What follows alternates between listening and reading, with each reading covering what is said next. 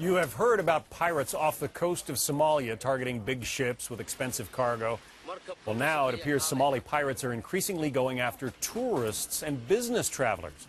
Just last weekend, British publisher David Tebbutt and his wife Judith were vacationing at a coastal Kenyan resort when they were attacked. He was shot dead. She was taken away by boat and is still missing.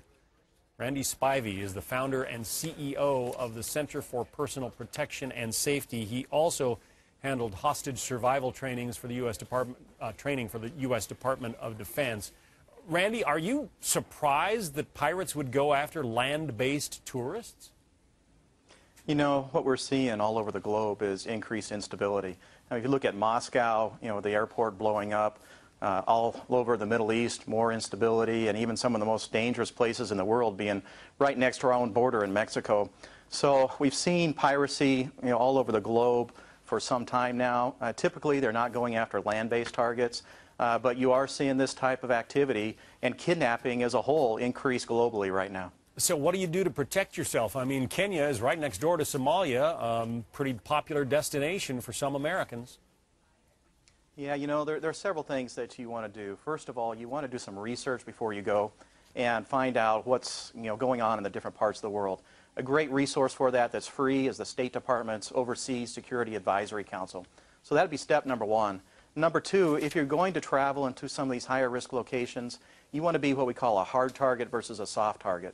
And there's several things you can do. The first and foremost option would be to travel as a group and not alone. That's the most significant thing you can do to keep yourself targeted from a crime. There are other options like not being distracted while you're traveling, do a lot of research on the specific location, the specific hotel or resort that you're going to go to, and ask questions about the security procedures that they have in place before you go. And most importantly, you say most hostages survive. You just have to trust your intuition.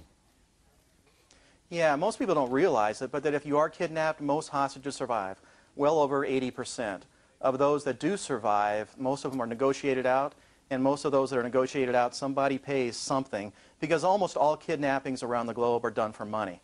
So if you are in that situation, you want to connect with them and make them see you as a person, not an object, and be a real calming influence on that. And part of that is trusting your instincts in the situation. Randy Spivey from the Center for Personal Protection.